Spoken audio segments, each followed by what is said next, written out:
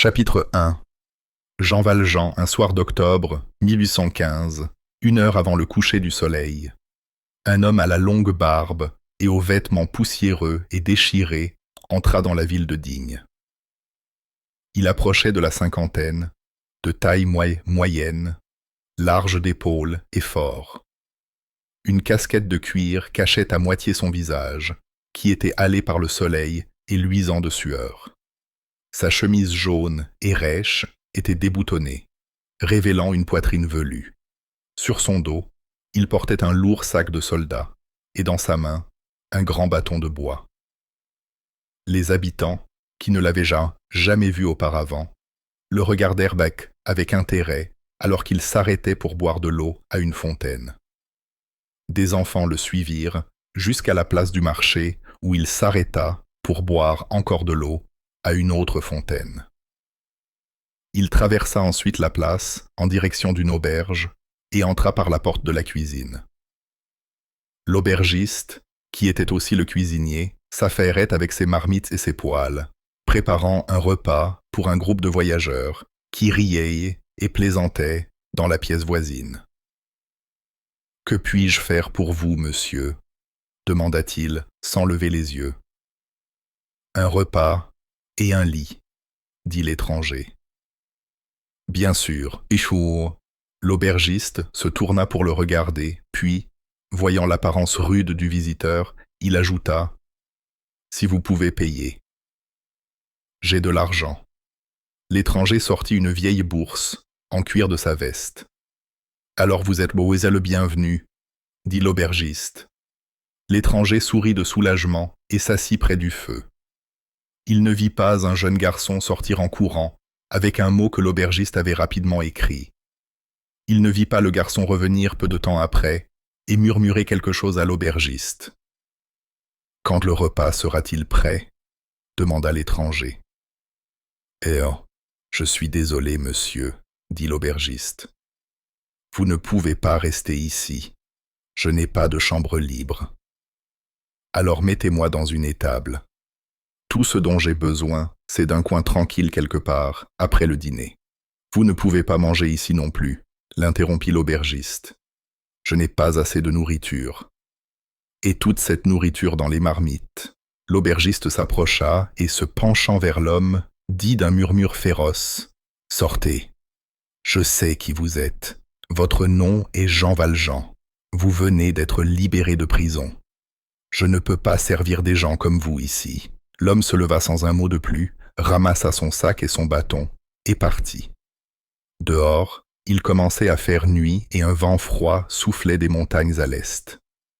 L'homme regarda autour de lui, cherchant désespérément un endroit où passer la nuit.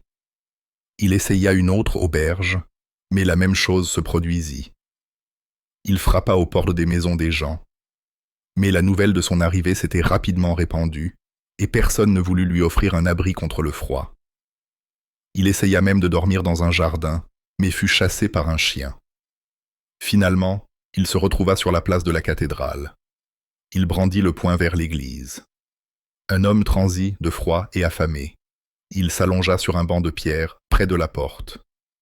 Quelques minutes plus tard, une vieille femme sortit de la cathédrale et le vit allongé là. « Que faites-vous » demanda-t-elle. Il répondit avec colère « Vous ne voyez pas? J'essaie de dormir sur ce banc dans ce vent froid. J'ai dormi pendant 19 ans sur une planche de bois. Maintenant c'est de la pierre. Quelle est la différence? Pourquoi n'allez-vous pas dans une auberge? Parce que je n'ai pas d'argent, mentit-il. La vieille femme ouvrit sa bourse et lui donna quelques pièces. Puis elle dit « Avez-vous essayé partout? J'ai frappé à toutes les portes.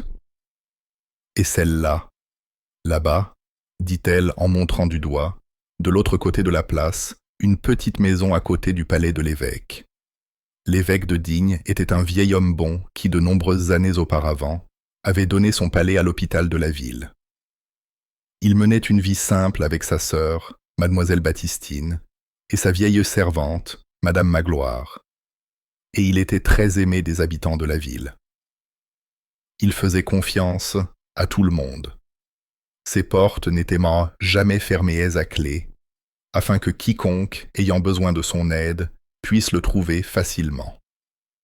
Ce soir-là, Madame Magloire bavardait avec Mademoiselle Baptistine avant de servir le repas. « Les gens disent qu'il y a un étranger en ville, dit-elle. La police dit qu'il a l'air dangereux et qu'il vaudrait mieux pour tout le monde de verrouiller fenêtres et portes. Frère, Mademoiselle Baptistine se tourna vers l'évêque, qui était assis près du feu. Avez-vous entendu ce que disait Madame Magloire? Quelque chose à propos d'un étranger dangereux qui rôde dans les rues, demanda-t-il avec un sourire amusé. Ce n'est pas une plaisanterie, dit Madame Magloire. L'homme est en haillon et a un regard mauvais. Tout le monde en ville est d'accord pour dire que quelque chose de terrible va se passer ce soir. Et votre sœur est d'accord avec moi que cette maison n'est pas sûre. Si vous le voulez, je peux prendre des dispositions maintenant pour faire poser une serrure sur la porte. Avant que l'évêque ne puisse répondre, on frappa lourdement à la porte. « Entrez » dit l'évêque. La porte s'ouvrit et Jean Valjean, l'étranger, entra. Madame Magloire tremblait, bouche bée de peur, tandis que Mademoiselle Baptistine se leva de son siège avec alarme. L'évêque, cependant, regarda calmement son visiteur inattendu. « Mon nom est Jean Valjean, » dit l'étranger avant que quiconque puisse parler. « J'ai été en prison pendant 19 ans. Ils m'ont libéré il y a 4 jours. J'ai marché toute la journée et personne dans cette ville ne veut me donner à manger ou un lit pour la nuit. Une femme m'a vu allongé sur un banc de pierre de l'autre côté de la place et m'a suggéré de venir ici. Alors me voilà. Qu'est-ce que c'est que cet endroit? Est-ce une auberge? J'ai de l'argent. Me laisserez-vous rester? Madame Magloire, dit l'évêque, voulez-vous, s'il vous plaît, préparer une autre place à table pour ce monsieur? Valjean fit un pas banc, en avant. Non, vous ne comprenez pas, dit-il. J'ai passé 5 ans en prison pour vol avec violence. 14 autres années pour avoir tenté de m'échapper 4 fois. Je suis un homme dangereux. Madame Magloire, poursuivit l'évêque, vous devez mettre des draps propres sur le lit dans la chambre d'amis. Madame Magloire, servante obéissante, quitta la pièce sans protester. L'évêque se tourna vers l'homme. Asseyez-vous et réchauffez-vous, monsieur. Le souper sera bientôt prêt. Le visage de Jean Valjean, qui avait été dur et féroce, s'adoucit soudainement. Vous le pensez vraiment? demanda-t-il, sa voix tremblant d'une excitation enfantine. Vous me laissez rester. Je suis un criminel dangereux, mais vous m'appelez monsieur. Je n'en reviens pas. Puis-je vous demander votre nom, monsieur? Êtes-vous un aubergiste? Je suis un prêtre, dit l'évêque, et c'est ici que je vis. Un prêtre, dit Valjean en s'asseyant près du feu. Donc je n'ai pas à vous payer. Vous pouvez garder votre argent, répondit l'évêque. Pendant le dîner, Mademoiselle Baptistine regarda Valjean avec bienveillance, tandis que l'évêque parlait de l'industrie fromagère locale. Valjean était si affamé qu'au début, il ne prêta attention à personne.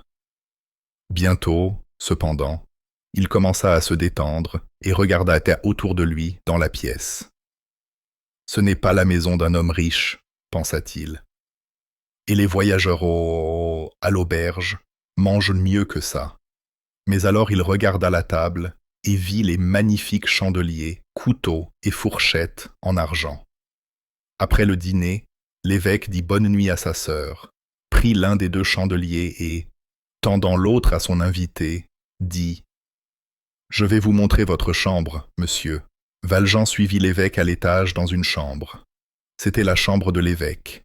Cependant, alors qu'il suivait l'évêque à travers la pièce, il remarqua Madame Magloire rangeant les couteaux et fourchettes en argent dans un placard près du lit. L'évêque montra à son invité la chambre d'amis. « Dormez bien, dit-il. Avant de partir demain, vous devez prendre un bol de lait chaud de nos vaches.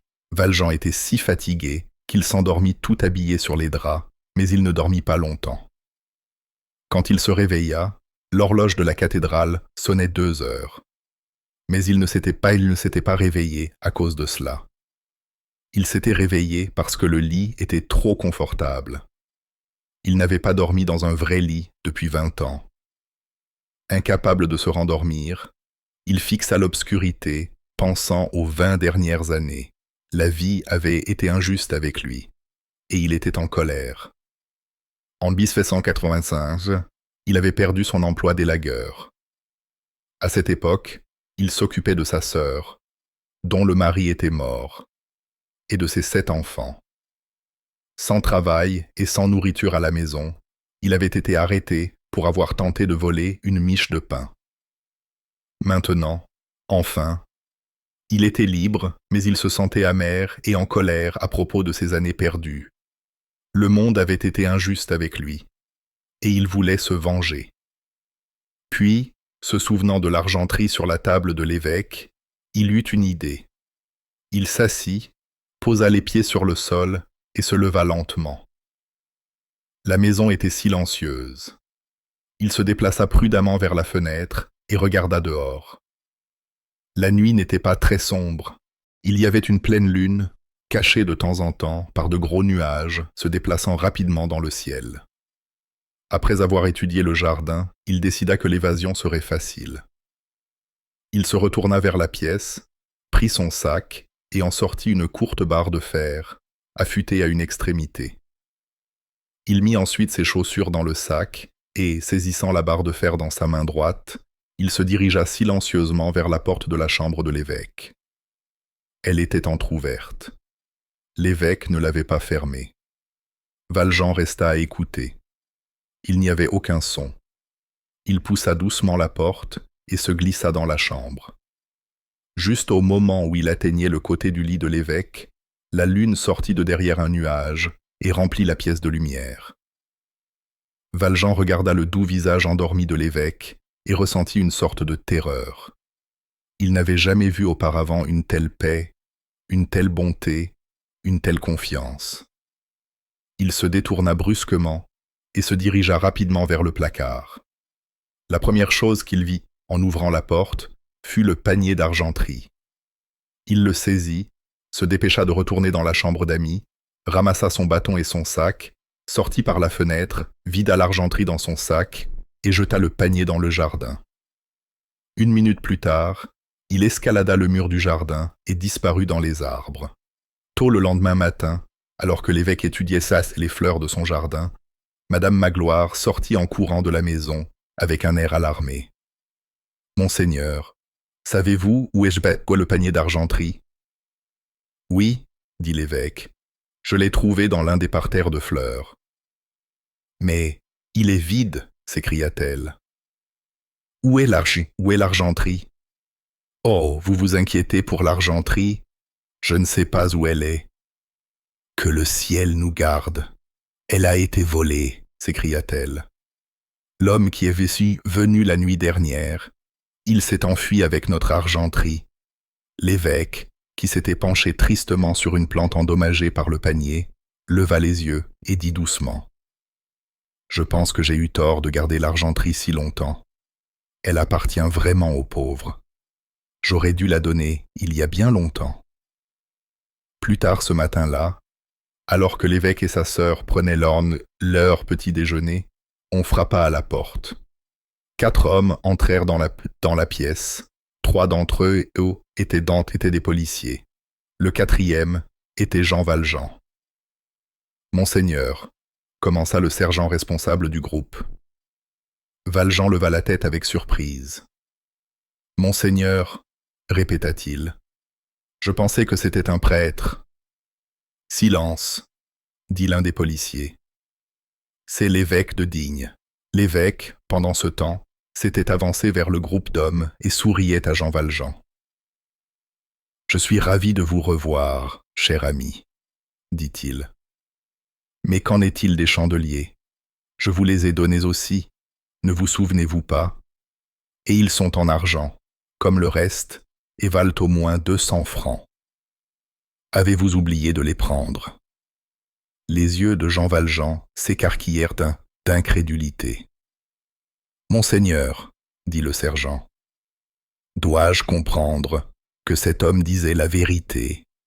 Nous avons trouvé cette argenterie dans son sac et il vous a dit, termina l'évêque la phrase pour lui, qu'un vieux prêtre la lui avait donnée. Oui, il disait la vérité. Alors, cet homme n'est pas un voleur. Le sergent parut aussi surpris que Valjean. Pas du tout. Vous pouvez donc le laisser partir immédiatement. Les policiers lâchèrent les bras de Valjean. Il bougea nerveusement ses pieds, incertain de quoi dire au début. Puis il murmura « Suis-je vraiment libre de partir ?» Bien sûr, dit l'évêque. Mais cette fois, vous ne devez pas oublier vos chandeliers. Il les prit sur une étagère et les donna à Valjean. Maintenant, allez en paix, dit-il doucement. Les policiers partirent, mais Valjean ne bougea pas. Il ne savait que penser. L'évêque s'approcha de lui et dit à voix basse « N'oubliez pas que vous avez promis d'utiliser l'argent pour faire de vous un honnête homme. » Valjean, qui ne se souvenait pas d'avoir fait une telle promesse, resta silencieux. « Jean Valjean, poursuivit l'évêque, j'ai racheté votre âme au diable, et je l'ai donnée à Dieu. » Jean Valjean quitta la ville et courut dans la campagne, suivant aveuglément des chemins et des sentiers, réalisant qu'il tournait en rond. Il était rempli d'une étrange sorte de colère, mais il ne savait pas pourquoi. Finalement, à la tombée du soir, il s'assit par terre, épuisé, et contempla les champs et les montagnes lointaines, souhaitant être de retour en prison. Quand il était en colère contre le monde, il se sentait calme et sûr de lui. Mais maintenant, pour la première fois en 20 ans, un homme lui avait montré une grande bonté et il ne savait que ressentir. Soudain, il entendit le son d'un chant. Un garçon d'environ 10 ans descendait le sentier avec une petite boîte sur le dos et des genoux sales visibles à travers les trous de son pantalon. Tout en chantant, il lançait une pièce en l'air et la rattrapait avant qu'elle ne tombe. Ne remarquant pas Jean Valjean, assis sur le bord du chemin, il lança la pièce plus haut dans les airs. Cette fois, cependant, il ne la rattrapa pas, et elle roula sur le sol en direction de Valjean, qui posa immédiatement son pied dessus. Le garçon, sans peur, s'approcha de Valjean.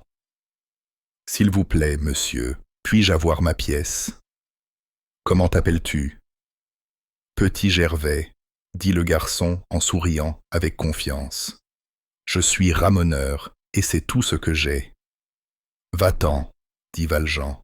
« S'il vous plaît, monsieur, c'est mon argent. » Valjean baissa la tête et ne répondit pas. « Mon argent !» s'écria le garçon. « Ma pièce d'argent, ma pièce !» Valjean semblait ne pas l'entendre. Le garçon saisit son col et le secoua. « Je veux mon argent !» s'écria-t-il. Valjean leva lentement la tête et regarda avec une sorte d'étonnement l'enfant. Puis, cherchant son bâton, il dit « Va au diable !» Le garçon, soudain effrayé par le regard fou dans les yeux de Valjean, se retourna et s'enfuit.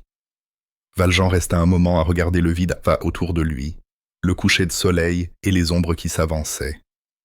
Soudain, il frissonna comme s'il prenait conscience, pour la première fois, du vent glacial. Il se pencha pour ramasser son sac, mais en le faisant, il aperçut la pièce d'argent à moitié enfouie par son pied dans la terre. Cela lui fit l'effet d'un choc électrique. « Qu'est-ce que c'est ?» murmura-t-il. Il fixa la pièce avec un air perplexe, comme s'il essayait de se souvenir de quelque chose. Puis, d'un mouvement brusque, il se pencha et la ramassa. Il regarda autour de lui, mais ne vit rien dans l'obscurité, juste une brume violette montant lentement des champs. Il appela le nom du garçon, mais il n'y eut pas de réponse.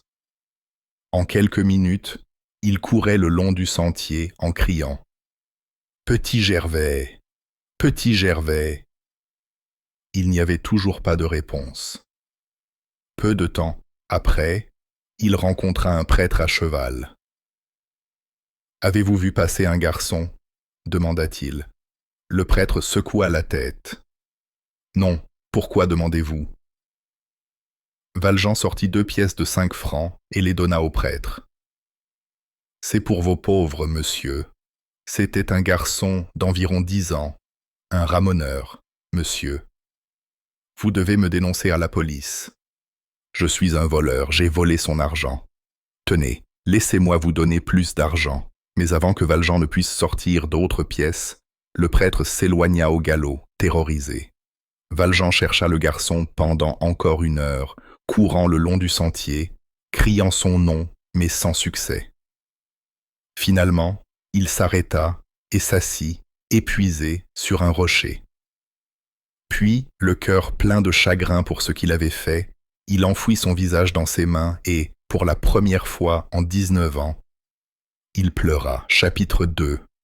Fantine. Un soir de printemps en 1818, dans le village de Montreuil-sur-Mer, non loin de Paris, 2 petites filles jouaient sur une balançoire devant une petite auberge. Leur mère, une grande femme rousse au visage banal, était assise sur le seuil de l'auberge, les regardant. « Vous avez 2 très jolis enfants, madame, » dit une voix tout près d'elle. La femme se retourna et vit une jeune femme avec un enfant dormant paisiblement dans ses bras. La mère était jeune et jolie, mais elle avait l'air pauvre et malheureuse. Elle ne souriait pas et des rides de tristesse parcouraient les côtés de ses joues pâles. Ses vêtements étaient vieux et sales, et elle portait un bonnet simple et serré sur ses beaux cheveux blonds. « Merci, » dit la femme. « Pourquoi ne vous asseyez-vous pas 1 minute? Vous avez l'air fatigué. » Lorsque la jeune femme s'assit à côté d'elle, la femme rousse se présenta. « Mon nom est Thénardier, et mon mari et moi tenons cette auberge. »« Mon nom est Fantine, » dit la jeune femme.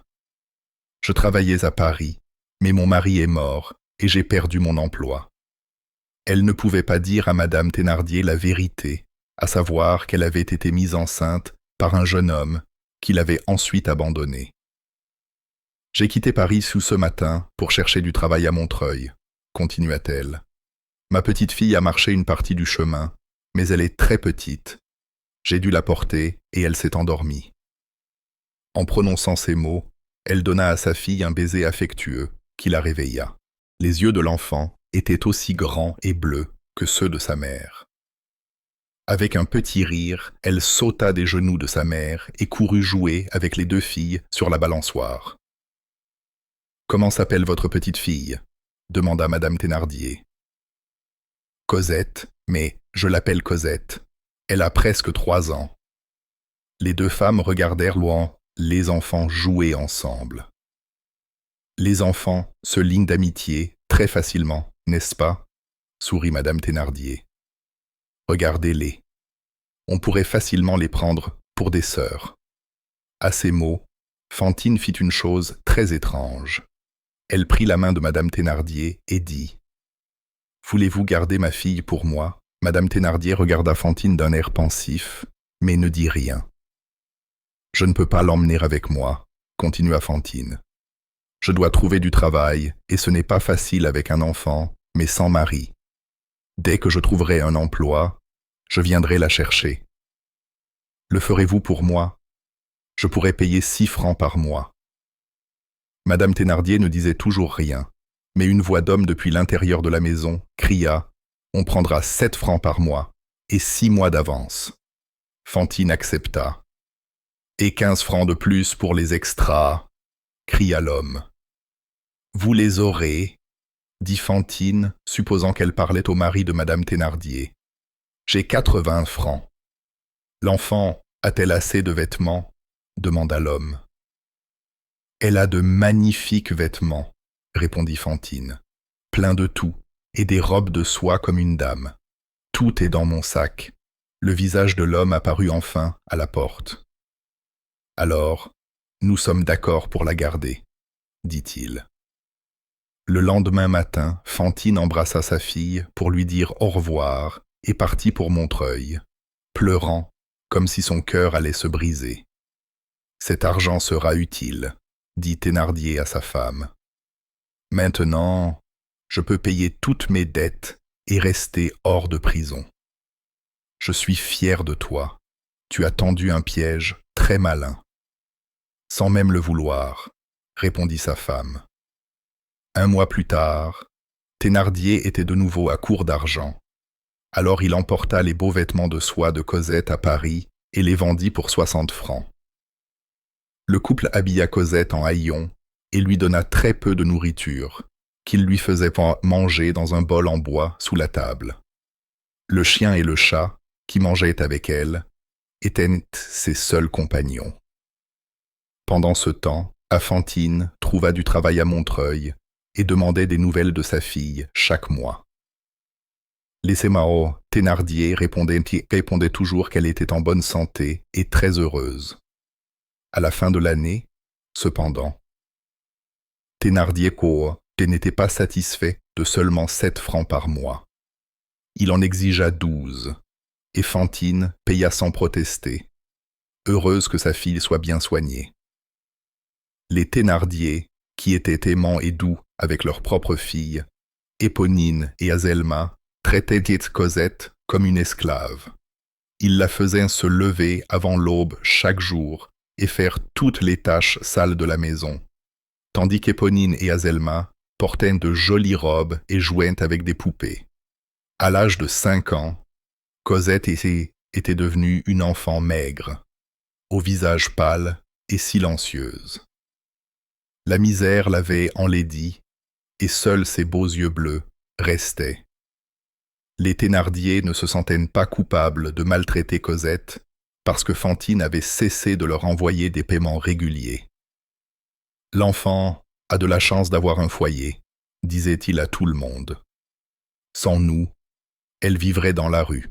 Lorsque Fantine arriva pour la première fois à Montreuil, elle avait immédiatement trouvé du travail dans une usine. Elle loua une petite chambre, envoya régulièrement de l'argent aux Thénardier et, pendant une courte période, fut presque heureuse.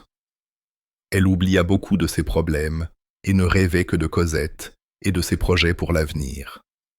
Mais son bonheur ne dura pas. Bien qu'elle prît soin de ne rien dire de sa fille à personne, d'autres femmes, à l'usine, découvrirent bientôt son secret. Une femme non mariée avec un enfant était une chose terrible à cette époque, et Fantine perdit son emploi. Elle essaya de trouver du travail comme servante, mais personne ne voulait l'employer. Elle réussit finalement à gagner un peu d'argent en cousant des chemises, mais elle ne put envoyer de l'argent régulièrement aux Thénardier. Cet hiver-là, Fantine économisa de l'argent en ne faisant pas de feu et développa une petite toux sèche. L'hiver suivant, ses dettes avaient augmenté. Les Thénardier lui écrivirent une lettre effrayante dans laquelle ils lui disaient que Cosette n'avait pas de vêtements et qu'ils avaient besoin de 10 francs immédiatement pour lui acheter une nouvelle robe. Fantine, qui n'avait pas 10 francs mais qui craignait que sa fille ne meure de froid, se rendit chez le coiffeur. Elle sortit son peigne et laissa ses cheveux blonds tomber jusqu'à sa taille. « De si beaux cheveux, » dit le coiffeur. « Combien m'en donnerez-vous » demanda Fantine. « 10 francs. »« Alors coupez-les. » Après avoir vendu ses cheveux au coiffeur, Fantine put acheter une robe en laine qu'elle envoya aux Thénardier. Les Thénardier, cependant, furent très en colère. Ils voulèrent de l'argent, pas des vêtements. Ils donnèrent la robe à leur fille Éponine, et Cosette continua de frissonner. Quelques semaines plus tard, Fantine reçut une autre lettre des Thénardier. Cette fois, ils voulaient 40 francs parce que Cosette était très malade et avait un besoin urgent de médicaments. Fantine se sentit désespérée. Elle ne savait pas comment obtenir une si grosse somme d'argent. Alors qu'elle errait dans la ville, essayant désespérément de décider quoi faire, elle remarqua une foule sur la place du marché. Elle s'approcha sans réfléchir et découvrit qu'ils s'étaient rassemblés autour d'un dentiste ambulant. Oubliant ses soucis un instant, elle sourit aux efforts humoristiques du dentiste pour vendre aux habitants de Montreuil de fausses dents. Soudain, le dentiste la vit. « Vous avez de jolies dents, dit-il. Si vous me vendez vos 2 dents de devant, je vous paierai 40 francs. » Fantine rentra chez elle, bouleversée et dégoûtée. « Mes cheveux repousseront, pensa-t-elle. Mais les dents seraient parties pour toujours. » Mais ensuite, elle pensa à sa fille, et sa propre apparence lui parut soudain sans importance.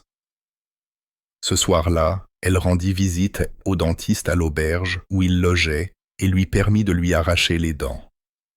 Fantine ne put dormir cette nuit-là. Elle resta assise sur son lit, froide et grelottante, et regarda les 2 pièces briller sur la table. Puis, elle eut un sourire ensanglanté. « Je suis heureuse, » se dit-elle. « Mon bébé ne va pas mourir. » Fantine gagnait de moins en moins d'argent avec sa couture, et les Thénardier demandaient de plus en plus d'argent pour s'occuper de Cosette.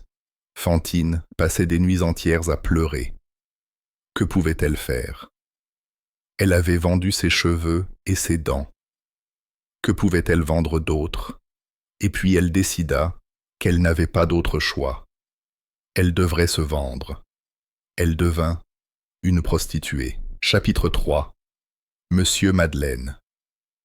Un soir d'hiver, une femme sans dents au visage gris et avec des fleurs d'ancher, tordant les cheveux, fut arrêtée pour avoir attaqué un homme dans la rue.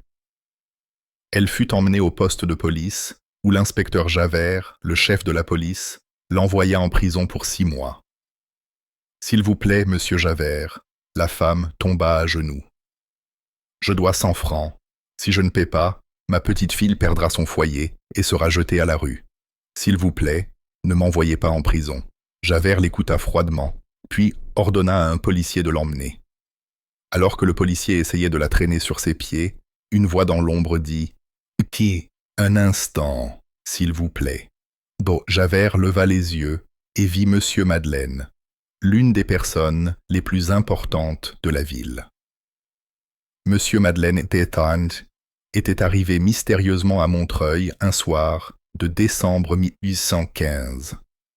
Il n'avait pas d'argent, mais il avait une idée révolutionnaire. Il connaissait une méthode bon marché et efficace pour fabriquer du verre. Quelques mois après son arrivée, grâce à sa nouvelle idée, la fabrique de verre de Montreuil réalisait d'énormes profits. Avec l'argent qu'il gagnait, monsieur Madeleine construisit 2 nouvelles usines qui fournirent à la ville des centaines de nouveaux emplois. Il devint un homme très riche, mais mena une vie simple, utilisant la plupart de son argent pour construire de nouveaux hôpitaux et de nouvelles écoles. Il était si populaire qu'en 1820, les habitants l'élirent maire de Montreuil. Il y avait un homme, cependant, qui n'aimait pas monsieur Madeleine. C'était le chef de la police, l'inspecteur Javert. Il avait toujours été méfiant à l'égard de monsieur Madeleine et était sûr de l'avoir vu quelque part auparavant, de nombreuses années plus tôt. Mais il gardait ses soupçons pour lui, n'osant pas dire ce qu'il croyait vraiment. Que monsieur Madeleine était en fait un dangereux criminel avec un terrible passé. Maintenant, des années plus tard, monsieur Madeleine était au poste de police, essayant de sauver Fantine de la prison. Fantine, cependant, n'était pas reconnaissante. En fait, quand elle vit de qui il s'agissait, elle lui cracha dessus. « Vous êtes le propriétaire de l'usine où je travaillais », lui cria-t-elle. « J'ai perdu mon emploi à cause de vous. Maintenant, je suis devenue une mauvaise femme, mais quel choix avais-je? Je ne récupérerai jamais ma fille si je ne gagne pas d'argent. » Le maire se tourna vers l'inspecteur Javert et dit d'une voix douce et ferme « Cette femme doit être libérée. »« C'est impossible, » répondit Javert. Elle a attaqué un homme dans la rue, un citoyen respectable. Et maintenant, je viens de la voir vous cracher dessus, le maire de notre ville. Une femme comme celle-ci mérite d'être punie. Mais j'ai vu ce qui s'est passé dans la rue tout à l'heure, dit Monsieur Madeleine. C'était la faute de l'homme, pas de cette femme. Vous devriez l'arrêter lui, pas elle. Javert argumenta avec Monsieur Madeleine pendant un certain temps, mais finit par céder. Il sortit de la pièce en colère, laissant le maire et la prostituée seuls. Fantine tremblait, aussi confuse que Javert l'avait été. L'homme qui venait de la sauver de la prison était aussi l'homme qui avait causé tous ses malheurs. Le diable avait soudain décidé d'être gentil, et elle ne savait que penser. « J'ai entendu ce que vous avez dit, » lui dit Monsieur Madeleine. « Honnêtement, je ne savais pas que vous aviez perdu votre emploi, mais je vais essayer de vous aider maintenant.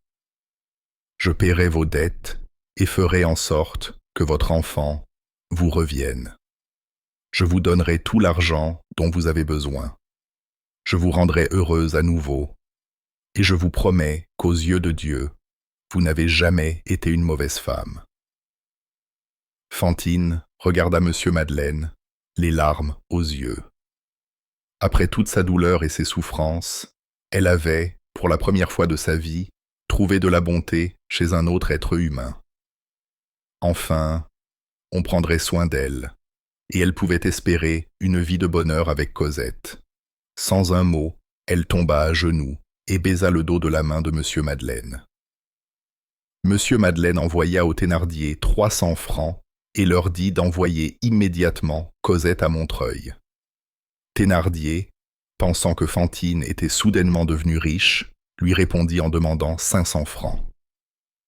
Monsieur Madeleine envoya l'argent, mais les Thénardier trouvèrent de trash des excuses encore plus malhonnêtes pour ne pas renvoyer Cosette.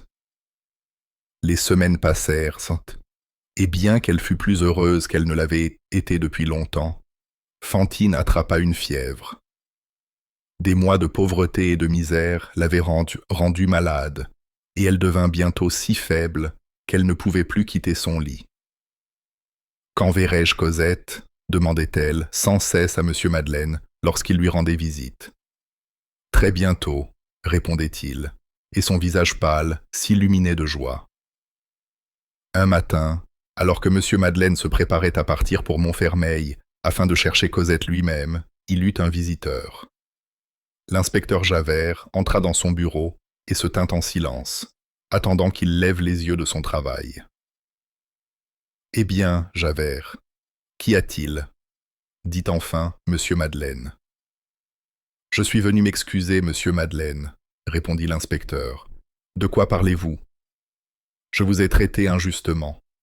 J'étais en colère contre vous il y a 6 semaines, lorsque vous m'avez dit de libérer cette femme.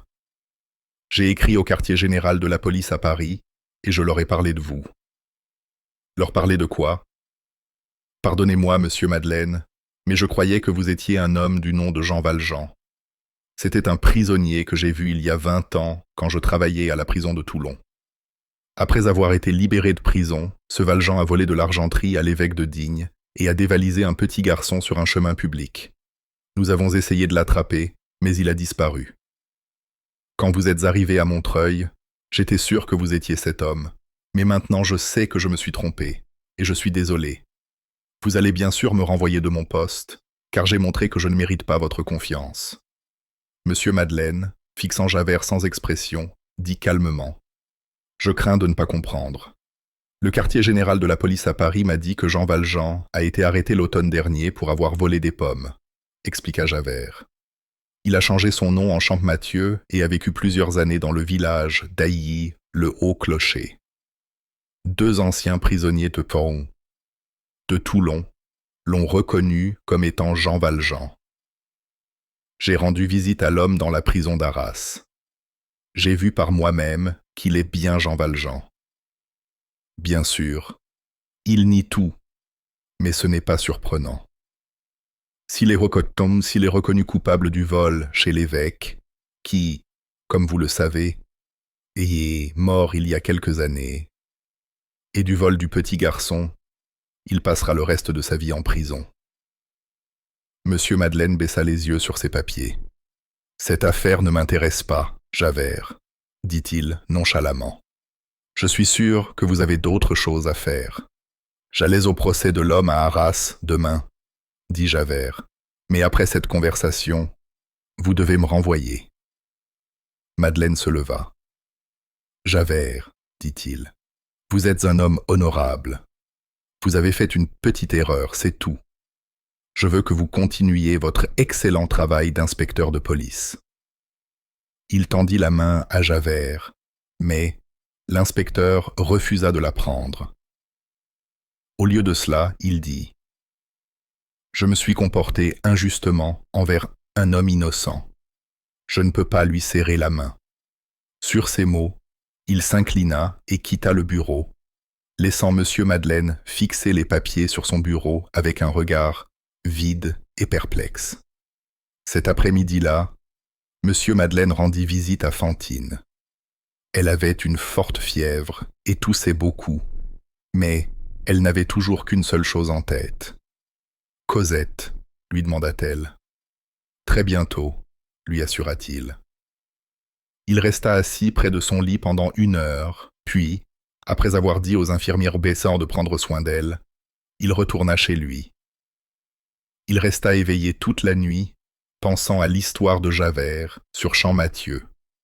Le lecteur a probablement déjà compris que Monsieur Madeleine était en réalité Jean Valjean. Et Monsieur Madeleine, comme nous continuerons à l'appeler pour cette partie de l'histoire, savait qu'il ne pouvait pas laisser Champmathieu aller en prison pour des crimes qu'il n'avait pas commis. Il savait, bien qu'il ne fût pas heureux de l'admettre, qu'il devrait aller à Arras et dire la vérité. Il perdrait tout ce pourquoi il avait travaillé si dur. Il devrait aussi rompre sa promesse à Fantine de ramener Cosette de Montfermeil. Mais quel choix avait-il? La vérité était plus importante que tout. Le lendemain matin, Monsieur Madeleine entreprit le long voyage vers Arras. Cela lui prit plus de 12 heures, et quand il arriva, il découvrit que le procès de Champmathieu avait déjà commencé. La salle d'audience était pleine, mais parce qu'il était un homme si important, Monsieur Madeleine fut autorisé à s'asseoir derrière la chaise du juge. Il regarda plusieurs témoins jurer sur la Bible que l'homme debout devant le juge était Jean Valjean. Champmathieu, un homme grand et simple d'esprit, nia tout quand son tour de parler arriva, mais la foule pensa qu'il essayait d'être drôle. La salle d'audience se remplit de rire, et Champmathieu se mit à rire lui-même, ce qui ne lui rendit pas service. Finalement, après avoir entendu toutes les preuves, le juge demanda le silence. Il se préparait à annoncer sa décision lorsque Monsieur Madeleine, pâle et tremblant, se leva et dit « Cet homme n'est pas Jean Valjean. » Un murmure excité parcourut la salle d'audience alors que tout le monde reconnaissait Monsieur Madeleine. Monsieur Madeleine attendit que les murmures cessent avant d'annoncer d'une voix forte et claire qu'il était Jean Valjean.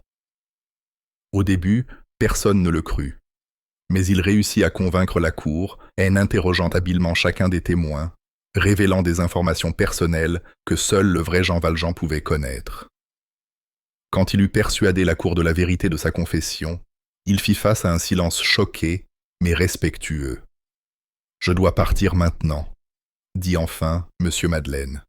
« J'ai des affaires importantes à régler. Vous savez où me trouver, et je n'essaierai pas de m'échapper. » Tout le monde s'écarta pour le laisser passer, alors qu'il se dirigeait vers la porte. Quand il fut parti, le juge autorisa immédiatement Champmathieu à quitter le tribunal, homme libre. Champmathieu rentra chez lui dans un état de confusion totale, pensant que tous les hommes étaient fous et ne comprenant rien de ce qui s'était passé. À l'aube du lendemain, Monsieur Madeleine entra dans la chambre de Fantine. « Comment va-t-elle » demanda-t-il à l'infirmière qui la surveillait pendant son sommeil. « Elle semble aller mieux. Elle a hâte de voir son enfant. »« Je n'ai pas amené l'enfant avec moi, » dit Monsieur Madeleine. « Alors que pouvons-nous lui dire quand elle se réveillera ?» L'infirmière parut soudain inquiète. Cela la détruira si elle ne voit pas son enfant maintenant, après que vous ayez promis de la ramener. Dieu me guidera, soupira M. Madeleine. Pendant un certain temps, M. Madeleine resta assis au chevet du lit et regarda Fantine dormir. Elle respirait avec beaucoup de difficulté, mais son visage semblait paisible et calme. Soudain, elle ouvrit les yeux et vit M. Madeleine. « Cosette ?» demanda-t-elle avec un doux sourire. « Plus tard, » dit doucement M. Madeleine en lui prenant la main. « Tu es trop faible pour la voir pour le moment. D'abord, tu dois te rétablir. » Fantine sourit et commença à parler rêveusement de sa future vie avec sa fille et de leur bonheur à venir. Mais soudain, son visage se figea et elle fixa la porte avec horreur. Monsieur Madeleine, qui tenait sa main, se retourna et vit l'inspecteur Javert. Fantine, pensant que l'inspecteur était venu pour elle, serra fermement la main de Monsieur Madeleine et le supplia de la protéger. « N'aie pas peur », essaya de la calmer Monsieur Madeleine. « Il n'est pas venu pour toi. » Puis, se levant doucement de sa chaise, il se dirigea vers Javert. « Je sais pourquoi vous êtes venu, » dit-il tranquillement pour que Fantine n'entende pas. « Mais donnez-moi 3 jours, s'il vous plaît. C'est tout ce que je demande. 3 jours pour aller chercher l'enfant de cette malheureuse femme. Je paierai tout ce que vous voudrez. Vous me prenez pour un idiot ?» Javert eut un rire désagréable. « 3 jours pour vous échapper, vous voulez dire. » Fantine, qui avait entendu ce que disait M. Madeleine malgré ses efforts pour parler doucement, se mit à trembler. « Pour aller chercher mon enfant ?» s'écria-t-elle. « N'est-elle pas ici? Oui, répondez-moi. Où est ma petite Cosette? Je veux la voir, M. Madeleine. »« Taisez-vous, sale prostituée !» l'interrompit Javert avec colère. « Il n'y a pas de M. Madeleine. Le nom de cet homme est Jean Valjean, et c'est un criminel, pas meilleur que vous. Et vous pouvez oublier toutes ces sornettes sur votre enfant. » Fantine se redressa brusquement. Elle regarda sauvagement les 2 hommes, puis se tourna vers l'infirmière. Elle semblait sur le point de parler, mais aucun mot ne sortit de ses lèvres. Au lieu de cela, avec un petit soupir, elle retomba sur son oreiller et resta complètement immobile. Jean Valjean, comme nous devons maintenant l'appeler, arracha la main de Javert de son col et courut vers le lit. Il regarda dans les yeux de Fantine et sut immédiatement qu'elle était morte. « Vous l'avez tuée !» s'écria-t-il avec colère, se tournant vers Javert avec un regard féroce. « Je ne suis pas venu ici pour discuter, » dit Javert, en reculant nerveusement, craignant que Valjean ne l'attaque. « Si vous ne venez pas avec moi maintenant, je devrais appeler mes hommes. » Valjean regarda autour de lui dans la pièce, pensant une seconde à s'échapper, mais l'idée ne dura pas longtemps. Il se tourna de nouveau vers Fantine et regarda une dernière fois son triste visage pâle et ses yeux bleus vides. Se penchant, il lui ferma les yeux et pressa ses lèvres contre son front. Puis il se releva et se tourna vers Javert. « Je suis prêt maintenant, » dit-il. La nouvelle de l'arrestation de M. Madeleine se répandit rapidement dans la ville. La plupart des gens firent semblant de ne pas être surpris. « Nous avons toujours su qu'il y avait quelque chose d'étrange chez lui, » dirent-ils. 2 jours après son arrestation, Jean Valjean s'évada de prison. Les barreaux de sa fenêtre avaient été brisés pendant la nuit. Encore une fois, la plupart des gens firent semblant de ne pas être surpris. Il en faut plus qu'une prison de petite ville pour retenir un homme aussi fort que ça, convinrent-ils tous. Chapitre 4. L'homme au long par-dessus, jaune. Noël 1823 fut particulièrement animé et coloré dans le village de Montfermeil. Des saltimbanques et des marchands de Paris installèrent là. Leurs étals dans les rues et les affaires à l'auberge des Thénardier étaient très bonnes. Pendant que les clients et les visiteurs mangeaient et buvaient bruyamment, Cosette, maintenant âgée de 8 ans, était assise à sa place habituelle sous la table de la cuisine, vêtue de haillons. Elle tricotait des bas de laine pour Éponine et Azelma. Un soir, Madame Thénardier ordonna à Cosette de sortir dans le froid pour aller chercher de l'eau. La source d'eau la plus proche se trouvait à mi-chemin de la colline boisée sur laquelle se trouvait Montfermeil, et Cosette détestait aller chercher de l'eau, surtout dans le noir. Misérablement, elle prit un grand seau vide qui était presque aussi grand qu'elle, et se dirigeait vers la porte quand Madame Thénardier l'arrêta. « Achète du pain en chemin, dit-elle, en donnant de l'argent à la fillette. Cosette prit la pièce, la mit soigneusement dans sa poche et partit. Elle avait froid et faim en traînant le seau derrière elle le long de la rue Bondée, mais elle ne put résister à s'arrêter devant l'un des étals. C'était comme un palais pour elle, avec ses lumières vives, ses verres brillants et ses jolis objets. Mais l'objet qui attira le plus l'attention de Cosette était une grande poupée aux cheveux d'or, dans une magnifique longue robe rose. Tous les enfants de Montfermeil avaient regardé cette poupée avec émerveillement, mais personne dans le village n'avait assez d'argent pour l'acheter. Cosette regarda la poupée pendant plusieurs minutes, mais se souvenant de sa tâche, elle soupira et continua son chemin. Elle avait bientôt laissé derrière elle les lumières colorées et les rires joyeux du village, et descendait la colline en courant dans l'obscurité effrayante du bois. Trouvant le ruisseau, elle se pencha et commença à remplir son seau. Elle ne remarqua pas la pièce que Madame Thénardier lui avait donnée pour le pain tombé de sa poche dans l'eau. Quand le seau fut plein, elle saisit la anse avec ses petites mains gelées et essaya de le remonter sur la colline. Mais le seau était si lourd qu'après une douzaine de pas, elle dut s'arrêter pour se reposer. Elle réussit à faire quelques pas de plus et s'arrêta de nouveau. Sa progression devint de plus en plus lente. Elle était presque à bout de force, et elle n'était toujours pas sortie du bois. S'appuyant contre un arbre, elle s'écria « Oh mon Dieu, aidez-moi, s'il vous plaît, cher Dieu !» Soudain, une main énorme descendit du ciel et lui prit le seau d'eau. Levant les yeux, Cosette vit un immense homme aux cheveux blancs debout à côté d'elle. Il avait l'air très étrange, avec son grand chapeau noir et son long pardessus jaune.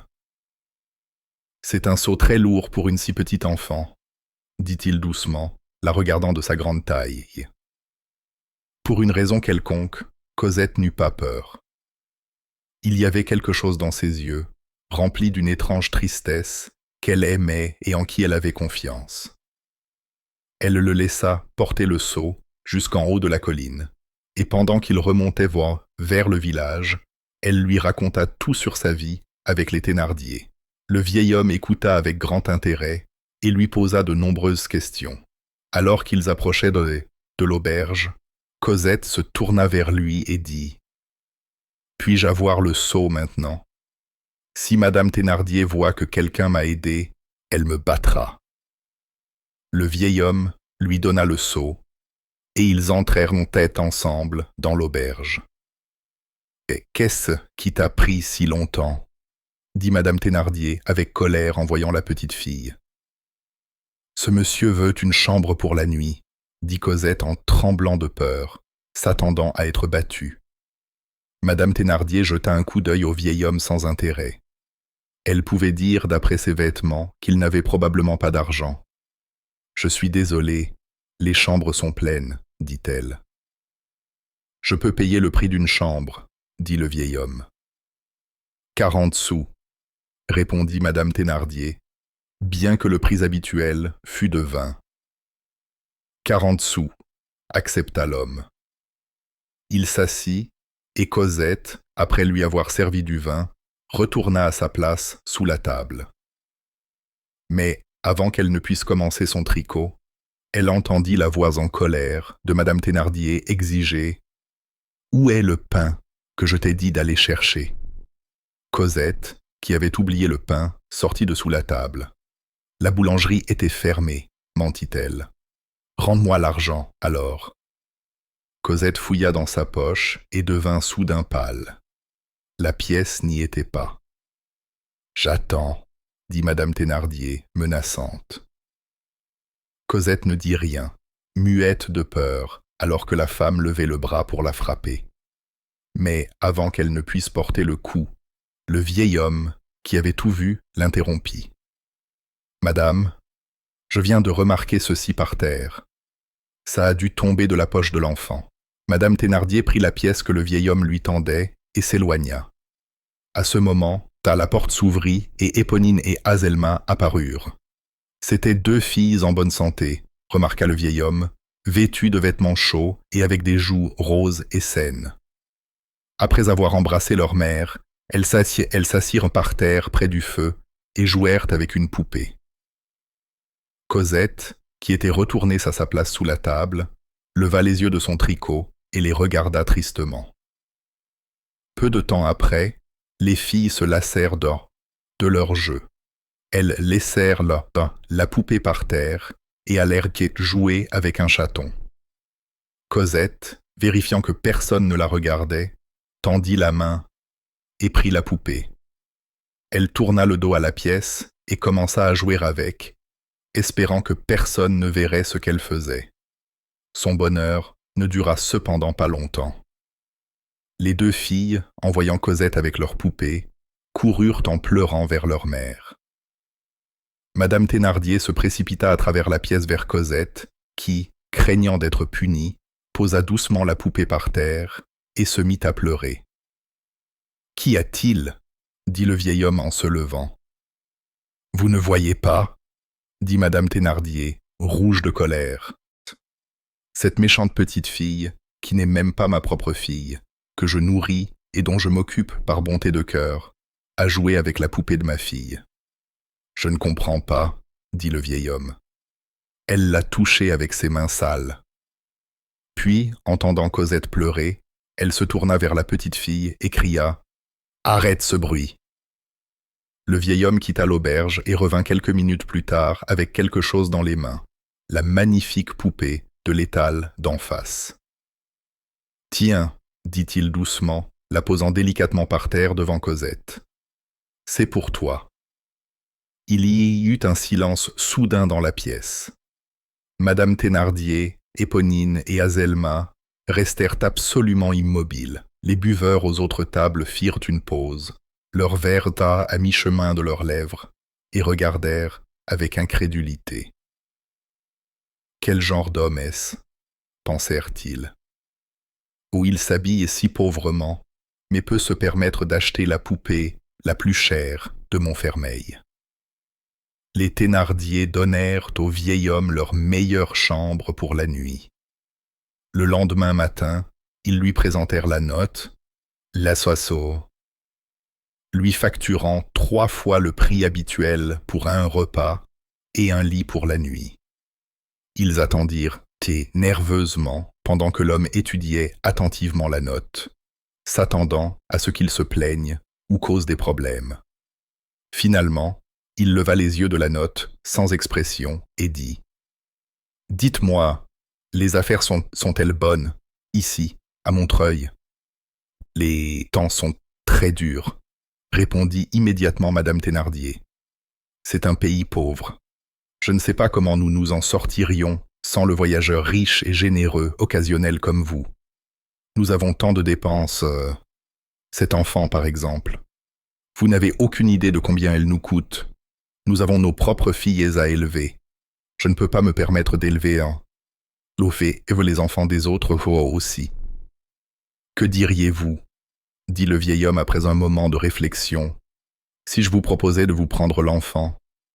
Oh, le visage de Madame Thénardier s'illumina. Ce serait merveilleux. 1 minute, dit son mari. Nous aimons beaucoup cet enfant. C'est vrai, nous sommes pauvres et nous avons de mauvaises dettes. Mais l'amour est plus important que l'argent. De combien avez-vous besoin? Demanda le vieil homme en sortant un vieux portefeuille en cuir de la poche de son manteau. 1500 francs, répondit Thénardier, qui avait déjà fait son calcul. Le vieil homme posa 3 billets de 500 francs sur la table et dit sans sourire: « Maintenant, allez chercher Cosette. » Quand Cosette descendit, le vieil homme lui donna de nouveaux vêtements à porter. Une robe en laine noire, des bas noirs, une écharpe et des chaussures. Une demi-heure plus tard, les habitants de Montfermeil virent un vieil homme avec un grand chapeau et un long pardessus jaune marchant sur la route de Paris, main dans la main, avec une petite fille entièrement vêtue de noir. Personne ne connaissait l'homme, et parce qu'elle portait une poupée chère et n'était plus en haillons, peu de gens reconnurent Cosette. Cosette partait enfin. Elle ne savait ni où ni avec qui, mais en tenant la main du vieil homme, elle regarda le ciel avec de grands yeux. Elle eut le sentiment étrange mais réconfortant qu'elle se rapprochait, en quelque sorte, de Dieu. Chapitre 5. Valjean et Cosette. Quelque part, dans la banlieue de Paris, Jean Valjean s'arrêta devant un grand bâtiment ancien aux murs humides. Il sortit une clé de la poche de son long pardessus jaune et ouvrit la vieille porte en bois. Il porta ensuite Cosette, qui dormait dans ses bras, le long d'un couloir sombre, et monta des escaliers jusqu'à la chambre qu'il avait louée depuis son évasion de Montreuil. Il n'y avait pas beaucoup de meubles dans la pièce, juste un vieux lit, un matelas par terre, une table, quelques chaises et un poêle allumé. Un lampadaire brillait à travers l'unique fenêtre, éclairant l'intérieur sombre de la pièce. Valjean posa Cosette sur le lit sans la réveiller. Il alluma une bougie et s'assit près du lit, la regardant dormir. Il était triste que Fantine n'ait pas vécu pour revoir son enfant, mais heureux d'avoir pu la sauver des terribles Thénardier. Il se pencha et embrassa le front de l'enfant endormi, tout comme, 9 mois plus tôt, il avait embrassé celui de sa mère.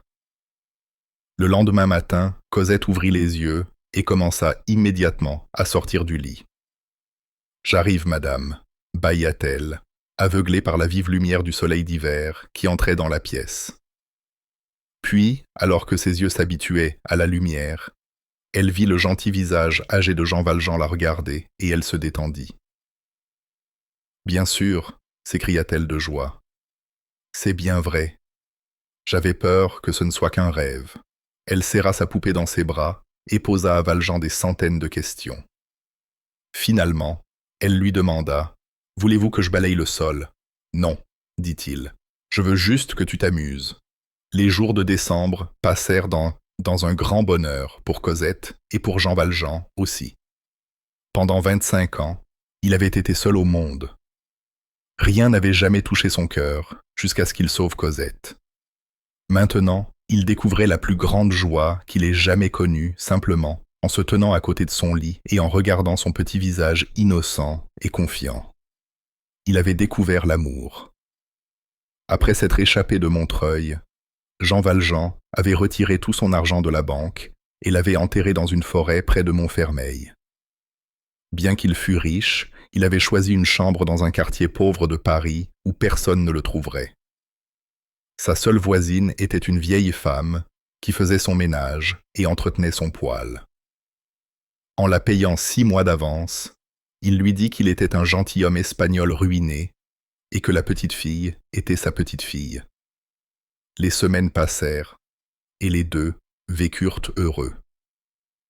Valjean donna à Cosette des leçons de lecture et d'écriture et passa des heures à la regarder habiller et déshabiller sa poupée. Pour éviter d'être vu, il ne sortait jamais pendant la journée. Il marchait quelques heures chaque soir, parfois seul, parfois avec Cosette. Il donnait souvent de l'argent aux mendiants, ce qui était imprudent car il devint bientôt connu dans le quartier comme le mendiant qui donne de l'argent aux mendiants. Un soir, vers la fin de l'hiver, Valjean donna de l'argent à un mendiant assis sous un lampadaire devant une église. Le mendiant leva le visage et fixa Valjean intensément pendant 1 seconde, puis baissa rapidement la tête. Cela choqua Valjean. Bien qu'il n'ait vu le visage du mendiant qu'1 seconde, il lui avait semblé étrangement familier. « Je deviens fou », pensa-t-il en rentrant chez lui. Le soir suivant, il retourna au lampadaire devant l'église. Le mendiant était toujours là, dans la même position, portant les mêmes vêtements. Cette fois, Valjean lui parla en lui donnant de l'argent. Le mendiant rit et plaisanta avec lui, et Valjean rentra ce soir-là, plus heureux. « Oh, j'ai dû rêver hier », se dit-il en riant. Mais pendant 1 seconde, il y avait quelque chose dans les yeux du mendiant qui me rappelait Javert. Comment ai-je pu penser une telle chose? Après lui avoir parlé ce soir, je vois qu'il ne ressemble pas du tout à l'inspecteur. Quelques soirs plus tard, alors qu'il donnait une leçon de lecture à Cosette dans sa chambre, Valjean entendit la porte d'entrée de la maison s'ouvrir et se fermer. C'était inhabituel. La vieille femme, la seule autre personne qui vivait dans l'immeuble, allait toujours se coucher avant la tombée de la nuit. Valjean fit signe à Cosette de se taire. Quelqu'un montait les escaliers. Il souffla la bougie et, juste au moment où il embrassait Cosette sur le front, les pas s'arrêtèrent. Valjean ne bougea pas. Il resta assis sur sa chaise, le dos à la porte, et retint son souffle. Quelques minutes plus tard, n'ayant entendu que le silence, il se retourna. Une lumière brillait à travers une fente de sa porte. Quelqu'un avec une bougie se tenait à l'extérieur de sa chambre. Plusieurs minutes passèrent, puis la lumière disparut. Valjean s'allongea tranquillement sur le matelas par terre, mais il ne put fermer les yeux de toute la nuit. À l'aube, alors qu'il s'endormait enfin, il entendit de nouveau des pas dans le couloir devant sa chambre. Courant à la porte, il mit son œil au grand trou de la serrure et vit la vue de dos d'un homme qui se dirigeait vers les escaliers. Un homme grand, en long manteau, avec une canne sous le bras. Le cœur de Valjean faillit s'arrêter et il se mit à transpirer. « Javert », souffla-t-il. Valjean passa toute la journée à se préparer à partir. Il était trop dangereux pour lui et Cosette de rester là une nuit de plus. Ce soir-là, il descendit et regarda des 2 côtés de la rue. Elle semblait vide, bien qu'il ne puisse pas voir dans les ombres derrière les bâtiments. Il remonta chercher Cosette, qui l'attendait patiemment, tenant sa poupée. « Allons-y », dit-il. « Il est temps de partir. » Cosette lui prit la main et descendit les escaliers avec lui. Il y avait une pleine lune, et cela plut à Valjean alors qu'il se déplaçait rapidement le long des rues étroites. En restant près des murs, dans l'ombre, il pouvait clairement voir ce qui se passait dans la lumière. Au bout d'un moment, il se sentit confiant que lui et Cosette n'étaient pas suivis. Mais alors que les cloches de la ville sonnaient 11 heures, quelque chose le fit se retourner.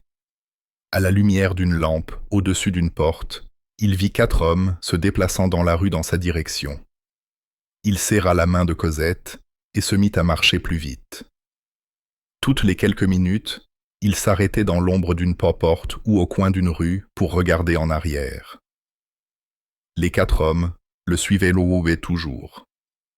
Il pouvait voir clairement leur visage au clair de lune, et l'un d'eux appartenait à l'inspecteur Javert. À présent, Cosette était épuisée. Valjean la prit dans ses bras et courut avec elle à travers un système confus de ruelles jusqu'à ce qu'il arrive à un pont.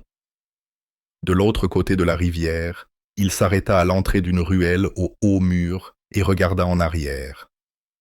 Il pouvait voir 4 silhouettes au loin, de l'autre côté du pont, marchant plus lentement maintenant. Pensant qu'il était à l'abri de ses poursuivants, Valjean suivit la ruelle jusqu'à ce qu'il arrive à un chemin qui semblait s'éloigner de la ville. Il marcha le long de ce chemin pendant un long moment, jusqu'à ce que, à son horreur, il découvre son chemin bloqué par un haut mur. Il n'y avait pas de moyen d'avancer. Mais alors qu'il se retournait, il vit des mouvements au loin et le flash du clair de lune sur du métal.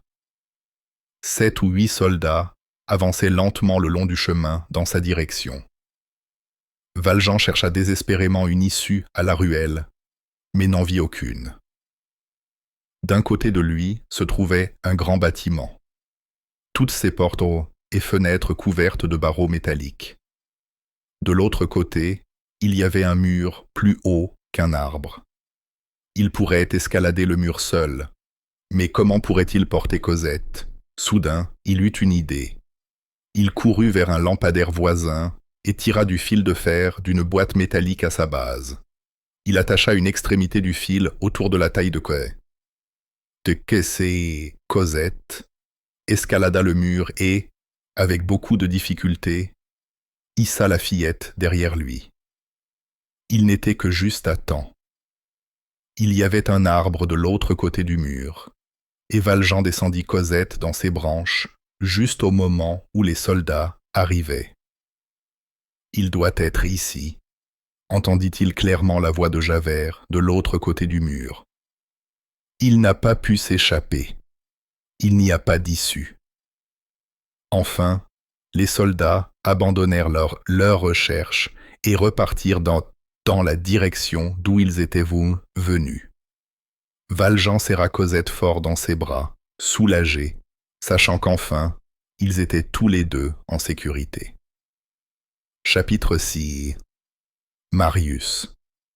La nuit après la bataille de Waterloo en juin 1815, un voleur se déplaçait silencieusement sur le champ de bataille et, volant de l'argent et des bijoux sur les corps des soldats morts. Il vit des mains sortant d'un tas d'hommes et de chevaux morts, une bague en or à son majeur brillant au clair de lune. Le voleur prit la bague, mais alors qu'il se tournait pour partir, la main agrippa sa veste. Le voleur tira le corteau hors du tas de cadavres et vit qu'il avait secouru un officier français. L'homme avait une terrible blessure à la tête, mais il était toujours en vie.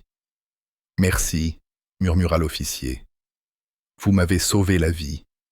Comment vous appelez-vous » ? « Thénardier », répondit le voleur. « Je n'oublierai pas ce nom, » répondit l'officier. « Et vous devez vous souvenir du mien. Mon nom est Pontmercy. » Sans un mot de plus, le voleur prit la montre et la bourse de l'homme blessé et disparut dans la nuit. Georges Pontmercy était marié et avait un jeune fils.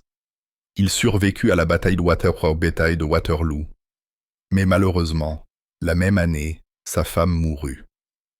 Son beau-père, M. Gillenormand, était un homme très riche, mais les deux hommes se détestaient. M. Gillenormand haïssait tous ceux qui aimaient Napoléon. Il pensait que Pontmercy n'était pas meilleur qu'un mendiant, un aventurier sans le sou qui ne voulait que son argent. Pontmercy pensait que M. Gillenormand était un vieil imbécile. Quand sa fille mourut, M. Gillenormand fit une offre à Pontmercy qu'il ne pouvait refuser. « Vous n'avez pas d'argent et je suis riche, » dit-il. « Si vous voulez garder votre fils, Marius, je ne vous donnerai pas d'argent. Mais si vous me donnez le garçon et promettez de ne plus jamais le revoir, je m'occuperai de vous. » Pontmercy, voulant que son fils ait une belle vie, l'avait tristement donné à M. Gillenormand et ne revit plus jamais son fils ni son beau-père. Marius grandit avec son grand-père et ne connut jamais son père. M. Gillenormand lui a toujours dit que son père n'était pas quelqu'un de bien, qu'il était un piètre soldat et un ivrogne qu'il avait abandonné après la mort de sa mère. Pendant de nombreuses années, Marius le crut. Mais à l'âge de 17 ans, il apprit la vérité. Son père, un brave officier qui avait combattu pour Napoléon et failli mourir à la bataille de Waterloo, l'avait vraiment beaucoup aimé, ainsi que sa mère. Sans en parler à son grand-père, Marius essaya de contacter son père et découvrit finalement où il vivait. Il alla immédiatement lui rendre visite, mais il était trop tard. Son père venait de mourir, pauvre homme. Georges Pontmercy n'avait rien laissé à son fils, à part une lettre « Pour mon fils. Ma vie a été sauvée à Waterloo par un sergent. Son nom était Thénardier. Je crois qu'il tenait récemment une petite auberge dans le village de Montfermeil, non loin de Paris. Si jamais vous trouvez cet homme, je veux que vous l'aidiez de toutes les manières possibles. » Marius retourna à Paris, mais continua de visiter régulièrement la tombe de son père, sans en parler à son grand-père. Un jour, cependant, son grand-père découvrit ce qu'il faisait.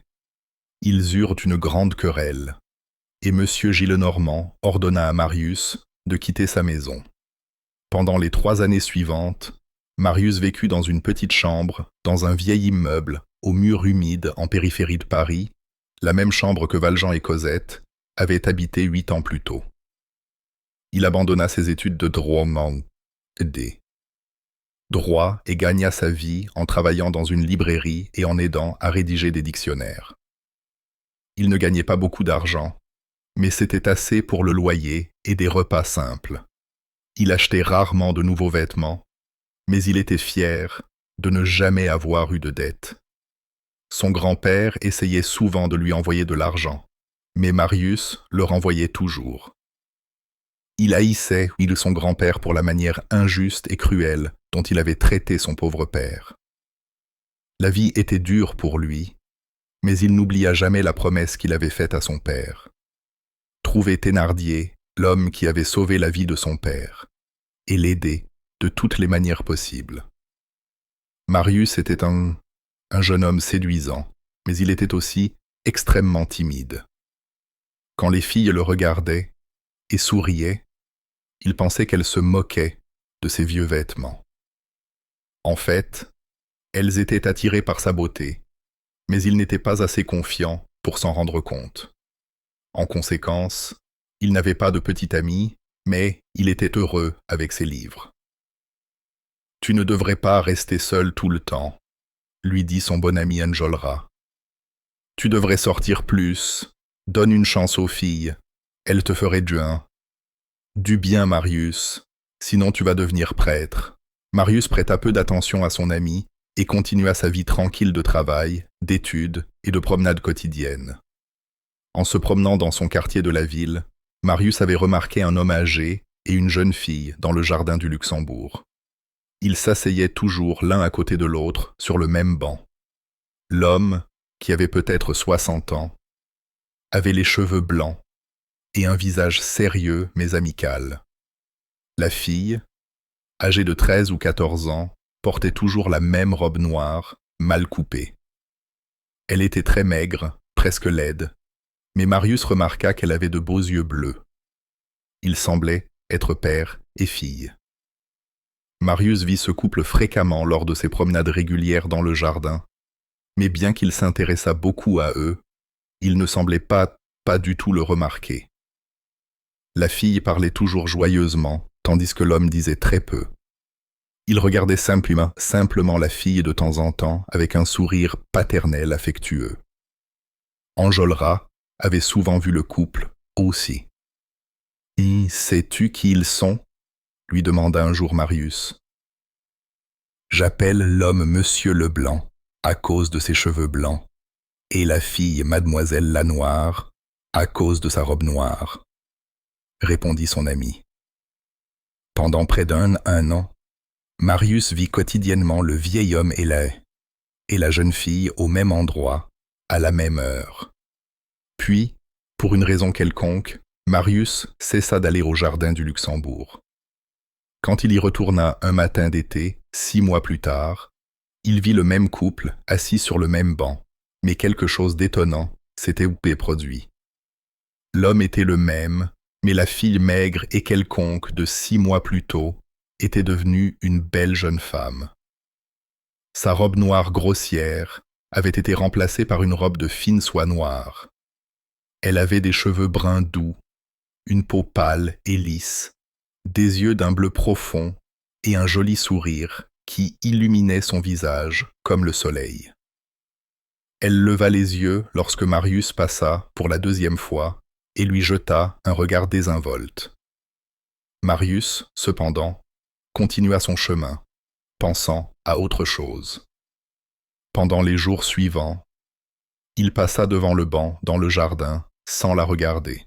Puis, un jour, alors qu'il passait, ne pensant à rien de particulier, la fille leva les yeux vers lui et leurs regards se croisèrent. Une seconde plus tard, elle détourna les yeux et Marius continua son chemin. Mais d'une manière étrange, il sut que sa vie avait changé. Ce qu'il avait ressenti à ce moment-là n'était pas le regard honnête et innocent d'un enfant. C'était quelque chose de plus que cela. Quoi que ce fût, Marius sentit qu'après ce moment, sa vie ne serait plus jamais la même. Le lendemain, Marius retourna au jardin du Luxembourg, portant ses plus beaux vêtements. Il se promena lentement et s'arrêtant pour regarder les canards sur le lac, puis s'approcha nonchalamment du banc où mademoiselle Lanoire et son père étaient assis.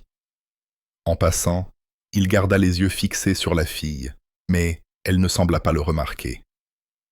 Elle parlait doucement à son père, et Marius pouvait entendre le doux murmure excitant de sa voix. Sans le vouloir, il s'arrêta, se retourna et repassa devant le banc. Il sentit son visage rougir et son cœur battre fort dans sa poitrine. Il était sûr cette fois qu'elle l'avait regardé passer. Il ne repassa pas une troisième fois, mais s'assit sur un banc à l'autre bout du jardin.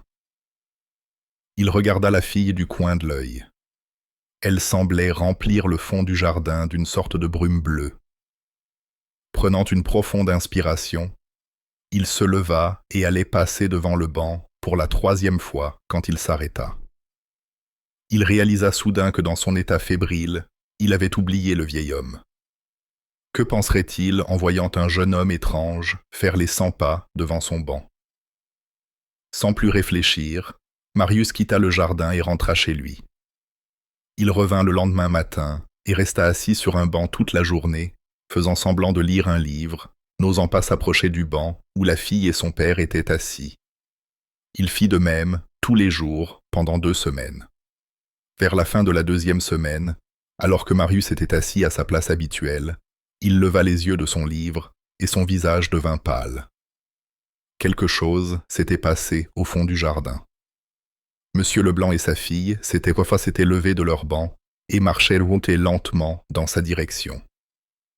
Marius ferma son livre, le rouvrit et fit un effort pour lire. Quand il sentit qu'ils étaient près de lui, il leva les yeux et vit que la fille le regardait fixement avec un regard doux et pensif qui le fit trembler de la tête aux pieds. Il la regarda jusqu'à ce qu'elle ait disparu de sa vue, puis se leva et se mit à marcher en riant et en se parlant à lui-même.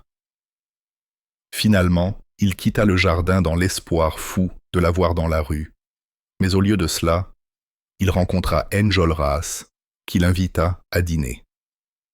Chaque jour pendant le mois suivant, Marius alla au jardin du Luxembourg, excité de savoir que la fille le regardait secrètement, mais trop timide et embarrassé pour savoir quoi faire. Il évitait de marcher directement devant le banc, en partie par timidité, en partie parce qu'il ne voulait pas attirer l'attention de son père. Parfois, il restait debout une demi-heure, à un endroit où son père ne pouvait pas le voir, la regardant et appréciant les petits sourires secrets qu'elle lui envoyait. Mais il semblait que Monsieur Leblanc avait commencé à soupçonner ce qui se passait, car souvent, lorsque Marius apparaissait, il se levait et s'en allait, emmenant sa fille avec lui. Parfois, Monsieur Leblanc emmenait sa fille sur un autre banc pour voir si Marius les suivrait. Marius ne comprit pas le stratagème et fit l'erreur de le faire. Puis Monsieur Leblanc devint irrégulier dans ses visites et n'amenait pas toujours sa fille avec lui. Lorsque cela se produisait, Marius ne restait pas dans le jardin, ce qui était une autre erreur. Marius était trop amoureux pour penser clairement. Son désir pour la fille grandissait de jour en jour, et il rêvait d'elle chaque nuit.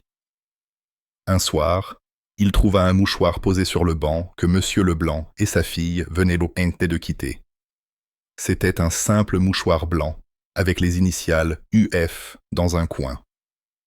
Ursule, dit Marius, le premier nom qui lui vint à l'esprit. Un nom délicieux. Il embrassa le mouchoir, respira son parfum, le porta près de son cœur le jour et le garda sous son oreiller la nuit. Je sens toute son âme dedans, se dit-il. En fait, le mouchot